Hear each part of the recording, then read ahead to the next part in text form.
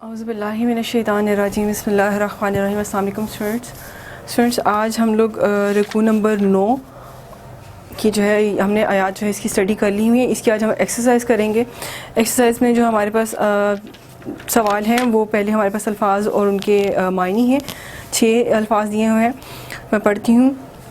برا، اس نے بے عیب ثابت کیا، اس نے بری کر دیا، اس نے برا کر دیا، بری کر دیا، کہ یہ حضرت موسیٰ علیہ السلام کے حوالے سے جو بات ہوئی تھی اس کے لیے یہ ورڈز یوز ہوا تھا کہ انہوں نے یعنی اللہ تعالیٰ نے بے عیب ثابت کر دیا ان کو۔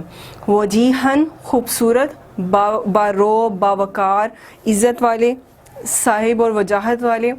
قولاً سدیدہ، سیدھی بات، قولاً بات، سدیدہ سیدھی، سچی، صاف کو بات، حق بات، واضح گفتگو جس کا مفہوم واضح ہو، کہ جس میں کوئی جھوٹ یا کوئی جھول نہ ہو۔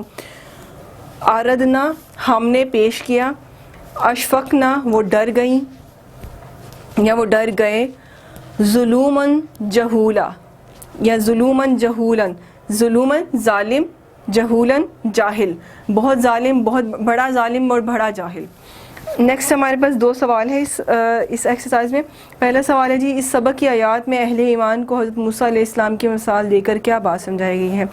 میں نے لاسٹ لیکچر میں بتایا بھی تھا اس واقعے کو کہ حضرت موسیٰ علیہ السلام بہت باحیا، بہت صبر والے اور بڑے جو ہے وہ حیا والے، بڑے ہی پرہیزگار شخصیت رکھتے تھے، اور موسیٰ علیہ السلام کی جو عادات تھی ان میں یہ تھا کہ بنی اسرائیل کی جو قوم تھی وہ بڑی برہنہ ذہنیت رکھنے والی اور جسمانی طور پہ بھی وہ ہر وقت برہنہ رہتے تھے۔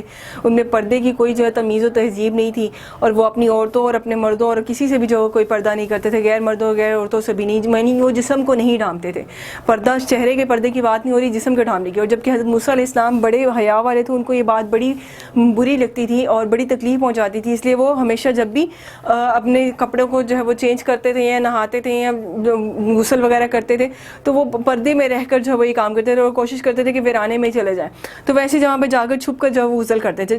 جو بنی اسرائیل کی قوم تھی وہ چھپ کر غسل بھی نہیں کرتی تھی، وہ ایک تو بھرنا پھرتی تھی اور جو ہے وہ نہاتے وقت بھی جو ہے وہ کسی چیز کا لحاظ اور ادب نہیں کرتی تھی۔ اور جب موسیٰ علیہ السلام ایسا کرتے تھے تو وہ ان پہ تہمات لگاتے تھے، الزام لگاتے تھے کہ موسیٰ علیہ السلام پر جو ہے توبہ نعوذ باللہ کی جی ان پہ کوئی عیب ہے، ان پہ کوئی جسمانی عیب ہے، ان کو کوئی برس کا مرض ہے، ان پہ کوئی چوٹ کا نشان ہے، یہ اس طرح کی کوئی تہمات لگاتے تھے۔ بس ان کو ایک تکلیف ہوتی تھی کہ وہ ان کی کیا کہنا چاہیے کہ ان کی زبان میں کھجلی ہوتی تھی، دماغ میں اور زبان میں، کہ وہ کسی نہ کسی صورت میں نبیوں کو جو ہے وہ اس وقت کی جو قومیں تھیں، جاہل قومیں تھیں، وہ نبیوں کو تکلیف پہنچانے کی کوشش کرتی تھی۔ یہاں پر مومنوں کو موسیٰ علیہ السلام کی مثال دے کر سمجھایا گیا، اور یہاں پر جو یہ بات کی گئی ہے کہ وہ اس طرح کی افواہیں اڑا کر موسیٰ علیہ السلام کو جو ہے وہ تکلیف پہنچاتے تھے، ان کو ایذا پہنچاتے تھے جو ان کے لیے واقعی جو باعث تکلیف ہوتا تھا، اور اللہ تعالیٰ یہ بات پسند نہیں کرتا کہ اس کے نبی کو جو ہے وہ کوئی تکلیف پہنچائے۔ تو اللہ تعالیٰ نے کیا کیا کہ ایک دفعہ جب وہ نہا رہے تھے تو وہ واقعہ میں نے پچھلے لیکچر میں بھی سنایا تھا کہ ان کے کپڑے جو ہیں جب انہوں نے اتار کر پتھر پر رکھے تو اللہ تعالیٰ کے حکم سے وہ پتھر جو ہے وہ وہاں سے بھاگنے لگ گیا، اور اس طرح سے جہاں جہاں وہ پتھر گیا وہاں لوگ اکٹھے ہوتے گئے اور موسیٰ علیہ السلام کو دیکھتے رہے۔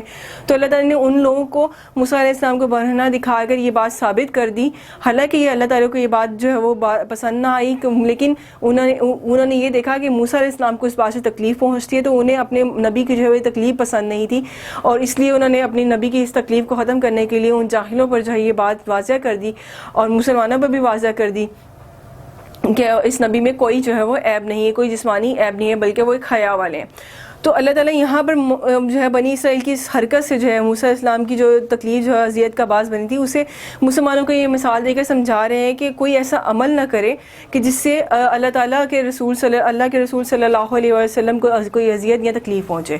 یہاں پر اس آیات میں جو ہے اصل میں موسیٰ علیہ السلام کا واقعہ اس لیے بیان کیا گیا تھا۔ نیکسٹ سوال ہے جی، قولو قولاً سدیدہ کا مفہوم بیان کریں۔ قولو قولاً سدیدہ کا مفہوم بتایا اور اس سے ہمارے لیے کیا رہنمائی کی گئی ہے۔ قولو کہو، قولاً سدیدہ حق بات، سچی بات، کہ سچی اور سیدھی بات کہو۔ یہ ترجمہ ہے سچی اور سیدھی بات کہو. یہاں پر جو ہے قولاً سدیدہ سے جو کا جو یہ جو ورڈ ہے وہ سچا ہو, جو ایسا قول کہ جو سچا ہو, اس بارے میں کہا جا رہا ہے کہ جس میں جھوٹ کا کوئی شائبہ نہ ہو, کوئی بھی جو ہے وہ غلط بات نہ ہو, غلطی کا کوئی امکان نہ ہو, پختہ اور سنجیدہ بات کہی جا رہی ہو, مذاق اڑانے کے لیے یا دل لگی کے لیے نہ کہی جا رہی ہو, نرم گفتگو کی جا رہی ہو. یہاں پر یہ سب باتیں جو ہیں وہ اس جملے میں جو ہے وہ واضح کی جا رہی ہیں. یہاں تک ہماری ایکسرسائز کمپلیٹ ہوئی ہے. نیکسٹ لیکچر میں انشاءاللہ ہم لوگ اپنی دوسری صورت کو سٹارٹ کریں گے, سورہ ممتحنہ. یہاں تک جو ہے اگر کوئی بات آپ کو سمجھ نہ آئی ہو تو آپ کمنٹ سے پوچھ سکتے ہیں. اللہ حافظ.